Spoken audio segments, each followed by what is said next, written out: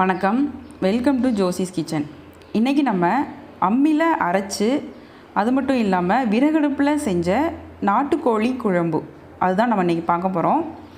ரொம்ப கிராமத்து முறைப்படி தான் நம்ம செய்ய போகிறோம். இது நமக்கு நல்லாவே தெரியும். எப்படி நம்ம அம்மியில் அரைச்சி செஞ்சோம் அப்படின்னாலே எவ்வளோ தூரத்துக்கு நல்ல ஒரு டேஸ்ட்டு கொடுக்கும் அப்படின்னு சொல்லிட்டு அது நம்ம எப்படி செய்ய போகிறோம் அப்படின்னு சொல்லி நம்ம இப்போ பார்க்கலாம். இந்த பெட்டை கோழி தான் இன்றைக்கி நம்ம அடித்து செய்ய போகிறோம். ரொம்ப சூப்பராக இருந்துச்சு. ரொம்ப சிம்பிளான மெத்தட். நான் உங்களுக்கு கரெக்டான அளவுகள்லாம் சொல்கிறேன். இப்போ பாருங்கள், எந்த அளவுக்கு பார்க்குறதுக்கு எவ்வளோ நல்லாயிருக்கும், அதே மாதிரி தான் சாப்பிட்டு பார்க்குறப்போ ரொம்ப நல்லா டேஸ்ட்டாக இருந்தது. அளவுகள் எல்லாம் நான் உங்களுக்கு சொல்கிறேன் எப்படி பண்ணணும் அப்படின்னு சொல்லிவிட்டு நீங்கள் அதுபடி செஞ்சு பாருங்கள். ஃபஸ்ட்டு இந்த கோழி க்ளீன் பண்ணிக்கலாம். கட் பண்ணிவிட்டு இந்த மாதிரி இறகெல்லாம் நம்ம தனியாக பிடுங்கி எடுக்கணும். முதல்ல நம்ம இறகுல இருக்கக்கூடிய அந்த முடியை நம்ம பிடுங்கணும். அதுக்கப்புறமா வால் பகுதியில் பிடுங்கிட்டு அதுக்கப்புறமா நம்ம உடலில் இருக்கக்கூடிய அந்த முடியெல்லாம் நம்ம தனியாக எடுத்துடலாம். எதுக்கு முதல்ல வால் பகுதி அதெல்லாம் எடுக்கணும்னு சொல்கிறாங்கன்னா, ரொம்ப ஸ்ட்ராங்காக இருக்கும். கொஞ்சம் டைம் ஆச்சு அப்படின்னா உங்களுக்கு எடுக்கிறது கொஞ்சம் கஷ்டமாக இருக்கும். இப்போ அதை ரெடி பண்ணியாச்சு. முடியெல்லாம் எடுத்ததுக்கு பிறகு நம்ம இதை வாட்டுறோம். நான் ஆல்ரெடி வாட்டிட்டேன். அது ஷூட் பண்ணுறதுக்கு மறந்துட்டோம். அதனால் மறுபடியும் நான் அதை எடுக்கிறேன். நல்லா அந்த தலைப்பகுதி, பின்பகுதியில், அதுக்கப்புறம் அந்த கால்லெல்லாம் நம்ம வாட்டிட்டு அந்த ஒரு மாதிரி தோல் மாதிரி உறிஞ்சு வரும். அதெல்லாம் நம்ம கரெக்டாக எடுத்துடணும். நம்ம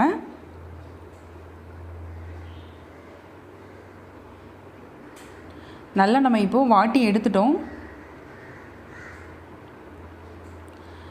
அடுத்ததாக நம்ம கட் பண்ணி எடுத்துக்கலாம். அதாவது உள்ளே இருக்கிற அந்த குடல், அந்த மாதிரி ஆர்கன்ஸ் எல்லாமே நம்ம தனியாக எடுத்துடணும்.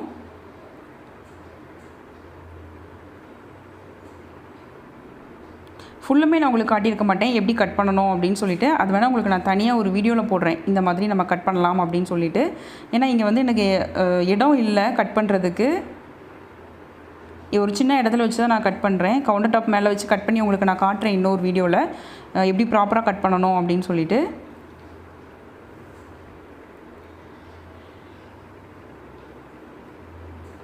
இப்போ உள்ளே இருக்கிற அந்த போர்ஷன் எல்லாமே நம்ம வெளியில் எடுத்துடலாம். நிறைய பேருக்கு தெரியும், தெரியாமல் இருக்க மாட்டீங்க, இருந்தாலும் நான் சொல்கிறேன்.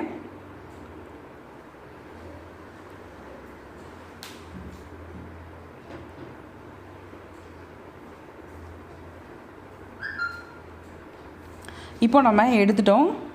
உள்ளே இருக்கிற எல்லாமே எடுத்ததுக்கு பிறகு மஞ்சள் பொடி போட்டு நல்லா நம்ம கழுவணும். இந்த வேலையை அப்பா செய்கிறதுக்காக நான் அப்பாட்ட கொடுத்துட்டேன். நல்லா நீங்கள் ஒரு தடவை மஞ்சள் பொடி போட்டு நல்லா தேய்ச்சி நீங்கள் கழுவிடுங்க.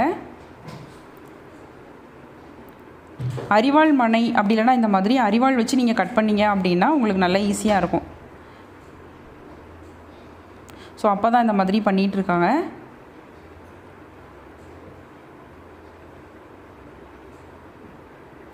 எல்லாமே நம்ம இப்போ கட் பண்ணி எடுத்தாச்சு. நல்லா க்ளீன் பண்ணி கட் பண்ணதுக்கு பிறகு பார்த்தீங்க அப்படின்னா கிட்டத்தட்ட 1.25 கிலோ உங்களுக்கு அந்த இறைச்சி உங்களுக்கு இருந்தது. இப்போது நம்ம 100 கிராம் தக்காளி பழம் எடுத்துக்கலாம். அதுக்கப்புறமா வெள்ளைப்பூண்டு ஒரு 20லேருந்து 25 பல் எடுத்துக்கோங்க. இஞ்சி ஒரு 150 கிராம் எடுத்துக்கோங்க. அதுக்கப்புறம் பச்சை மிளகாய், சின்ன வெங்காயம், பெரிய வெங்காயம் எடுத்துக்கோங்க. பெரிய வெங்காயம் ஒரு 200 கிராம் அளவுக்கு உங்களுக்கு வரும். இப்போ நம்ம மசாலா பொருள் நம்ம கொஞ்சம் வறுக்கணும். இதை எப்படி பண்ணணும்னு சொல்லி பார்க்கலாம்.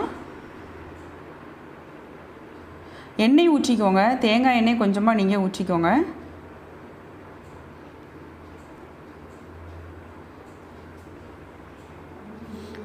ஒரு டேபிள் ஸ்பூன் அளவு மட்டும் நீங்கள் ஊற்றுனீங்க அப்படின்னா உங்களுக்கு கரெக்டாக இருக்கும். இப்போ அதில் நம்ம முழுசாக இருக்கிற அந்த மல்லி சேர்த்துக்கலாம். இது கிட்டத்தட்ட ஒரு 5 டேபிள் ஸ்பூன் உங்களுக்கு வரும். ஒரு 50 கிராம்லேருந்து ஒரு 80 கிராம் வரைக்கும் உங்களுக்கு வரும். இதை லைட்டாக நம்ம வறுத்துக்கலாம். அடுத்ததாக நம்ம சீரகம், அது கிட்டத்தட்ட 3 டேபிள் ஸ்பூன் அளவுக்கு நீங்கள் எடுத்துக்கோங்க. ஒரு 30 கிராம் வரைக்கும் உங்களுக்கு வரும். அதுக்கப்புறமா வத்தல், மிளகாய் வற்றல் நீங்கள் ஒரு 20 எண்ணம் சேர்த்துக்கோங்க. கொஞ்சம் காரத்துக்கு தகுந்த மாதிரி அட்ஜஸ்ட் பண்ணிக்கோங்க. ஆனால் எங்களுக்கு ரொம்ப கரெக்டாக பெர்ஃபெக்டாக இருந்தது. அதுக்கப்புறம் மிளகு 1 டேபிள் ஸ்பூன் நான் போடுறேன். பெருஞ்சீரகம் 1 டீஸ்பூன் அளவுக்கு நான் போடுறேன். இப்போ எல்லாம் சேர்த்து நீங்கள் வறுத்து எடுத்துக்கோங்க. தீயை கொஞ்சம் குறைச்சி வச்சுக்கோங்க. நீங்கள் இந்த மாதிரி விறகடுப்பில் செஞ்சீங்க அப்படின்னா, கேஸ் ஸ்டவ்வில் செஞ்சீங்க அப்படின்னாலும் மீடியம் ஃப்ளேமில் வைக்காமல் லோ ஃப்ளேமில் நீங்கள் வச்சுக்கோங்க. ஏன்னா ரொம்ப நமக்கு வறுத்துட்டோம் கரிஞ்சு போச்சு அப்படின்னா அந்த குழம்பு டோட்டலும் உங்களுக்கு வந்து கசப்பாயிடும். அடுத்ததாக நான் வந்து பட்டை, கிராம்பு, ஏலக்காய், கல்பாசி இவ்வளவும் சேர்த்துருக்கேன். அதாவது ஒரு 2 இன்ச் அளவுக்கு ஒரு சின்ன துண்டு பட்டை எடுத்திருக்கேன். ஒரே ஒரு கிராம்பு, ஒரு 1/4 இன்ச் அளவுக்கு கல்பாசி எடுத்திருக்கேன். அதுக்கப்புறமா 2 ஏலக்காய் அது இது கூட நான் சேர்த்துட்டு வறுத்து எடுக்க போகிறேன்.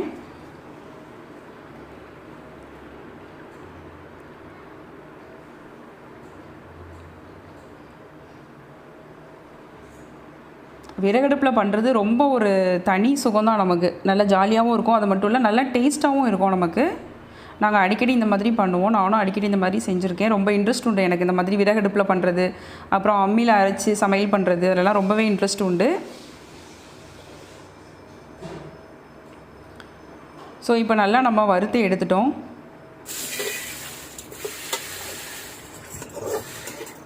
இது அப்பா ஷூட் பண்ணுறாங்க அப்படின்ட்டு எனக்கு தெரியாது. நான் சும்மா ஜாலியாக அப்படி பண்ணிகிட்டு இருந்தேன். அடுத்து நெக்ஸ்ட்டு அம்மியில் அரைக்கணும் அப்படின்னு சொல்லிட்டு. ஆனால் அப்பா எடுத்துகிட்டு இருந்திருக்காங்க. சரி, முதல்ல நம்ம மஞ்சள் ஆரம்பிக்கலாமே அப்படின்னு சொல்லிட்டு மஞ்சள் எடுத்திருக்கேன். மஞ்சள் கிட்டத்தட்ட நம்ம ஆள்காட்டி விரலுக்கு ஒரு 3/4 சைஸ் அளவு எடுத்திருக்கேன். இப்போ உங்களுக்கு கரெக்டான கிராம் படி வேணும் அப்படின்னு நினச்சிங்க அப்படின்னா ஒரு 4 கிராம் அந்த மாதிரி நீங்கள் எடுத்துக்கோங்க. பயங்கர வெயில் இருந்தது, அது மட்டும் இல்லை அந்த தீ வைக்கையில் இருந்தது, ரொம்ப வேர்த்திக்கிட்டே இருந்துச்சு. இப்போ இதை நம்ம முதல்ல தண்ணீர் சேர்க்கக்கூடாது. தண்ணீர் சேர்க்காமல் கொஞ்சமாக நல்லா நுணுக்கி எடுத்துட்டு அதுக்கப்புறமா தண்ணீர் சேர்த்து நம்ம அரைச்சி எடுத்துக்கணும். இப்போ இதை அரைச்சிட்டோம். அடுத்தது அந்த மசாலா பொருள் இது நம்ம சேர்த்துக்கலாம். அதாவது நான் உங்களுக்கு தனியாக வறுத்து காட்டியிருப்பேன். அந்த வத்தல், மல்லி, சீரகம், மிளகு, பெருஞ்சீரகம், அது கூடவே நம்ம வறுத்து வச்சுருக்கிற அந்த ஏலக்காய், கிராம்பு, பட்டை அது எல்லாம் சேர்த்து நம்ம அரைச்சிக்கலாம். ஆனால் மல்லி அரைக்கிறதுக்கு ரொம்பவே நான் கஷ்டப்பட்டேன். ஏன்னா முழு மல்லி பொதுவாக எல்லாருக்குமே தெரியும், அம்மியில் அரைக்கிறது வந்து கொஞ்சம் கஷ்டமாக இருக்கும். ஸோ முதல்ல தண்ணீர் கொஞ்சம் கொஞ்சமாக தெளித்து அரைச்சி எடுத்துக்கலாம்.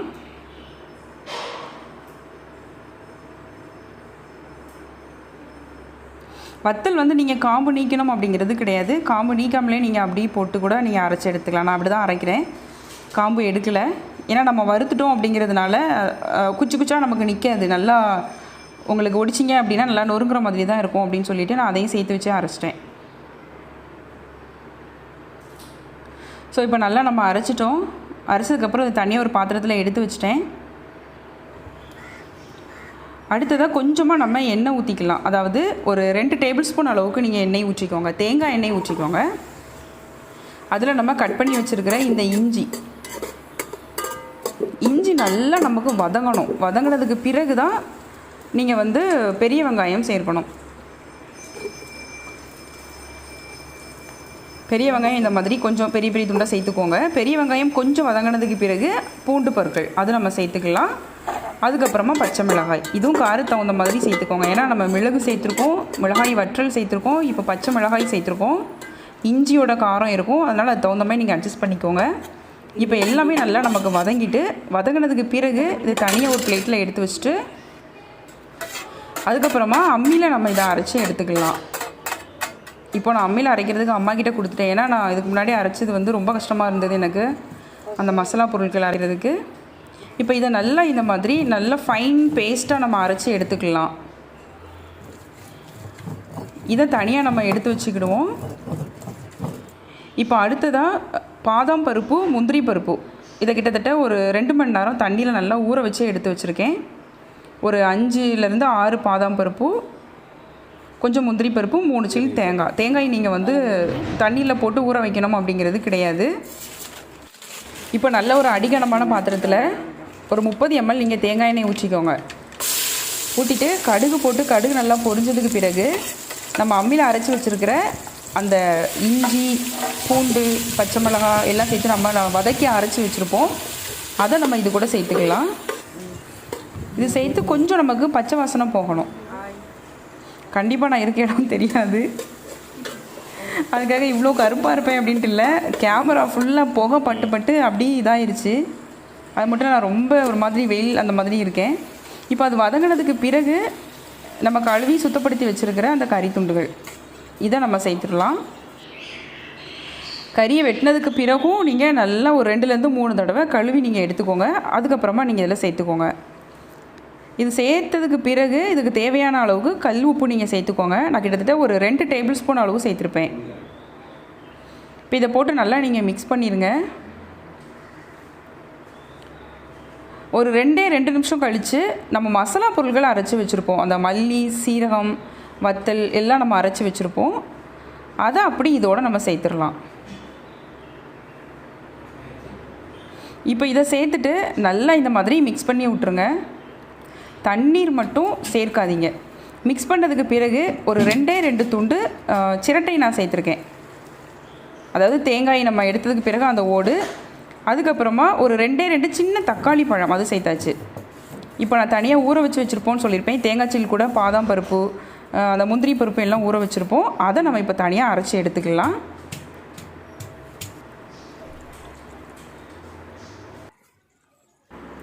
இப்போ வரைக்கும் நம்ம கொஞ்சம் கூட தண்ணீரே ஊற்றலை.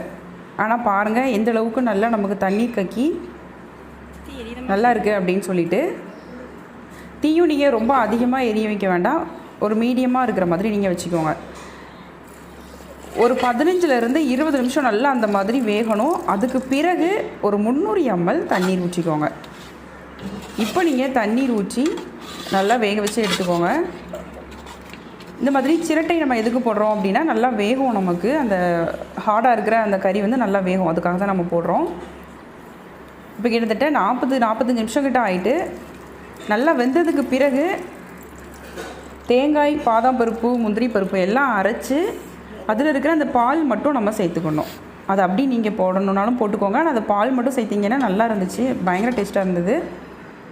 அவ்வளோதான், ரொம்பவே சூப்பராக நமக்கு ரெடி ஆகிட்டு. மதியம் சாதத்தோடு வச்சு சாப்பிட்டதும் சரி, நைட்டு வந்து இந்த மாதிரி பரோட்டா செஞ்சேன். இது தனி வீடியோ நான் உங்களுக்கு போடுறேன் எப்படி பண்ணினேன் அப்படின்னு சொல்லிட்டு. அது கூட வச்சு சாப்பிட்டதும் சரி, சும்மா சொல்லக்கூடாது, வேறு லெவல்னால் வேறு லெவல் தான். அவ்வளோ டேஸ்ட்டாக இருந்தது. கண்டிப்பாக நீங்கள் செஞ்சு பாருங்கள். செஞ்சு பார்த்துட்டு அதுக்கப்புறமா எனக்கு கமெண்ட் செக்ஷனில் வந்து கமெண்ட் பண்ணுங்கள். அவ்வளோதான். இன்னும் உங்களுக்கு இதே மாதிரி ஏதாவது ரெசிபிஸ் வேணும், அப்படி இல்லை உடல்நலம் சார்ந்த வீடியோக்கள் வேணும் அப்படின்னா கமெண்ட் செக்ஷனில் கேளுங்க. கண்டிப்பாக நான் உங்களுக்கு வீடியோ போடுறேன். இன்றைக்கி உங்களுக்கு இந்த வீடியோ ரொம்ப பிடிச்சிருக்கும்னு சொல்லிட்டு நான் நம்புகிறேன். மறக்காமல் நீங்கள் லைக் பண்ணுங்கள், உங்கள் ஃப்ரெண்ட்ஸ் எல்லாத்துக்கும் ஷேர் பண்ணுங்கள். புதுசாக பார்க்குறவங்களா இருந்தால் சப்ஸ்கிரைப் பண்ணிக்கோங்க. பக்கத்தில் இருக்கிற பெல் சிம்மில் மறக்காமல் கிளிக் பண்ணுங்கள். நான் இன்னொரு நாள் இன்னொரு வீடியோவோட உங்களை மீட் பண்ணுறேன். தேங்க்யூ.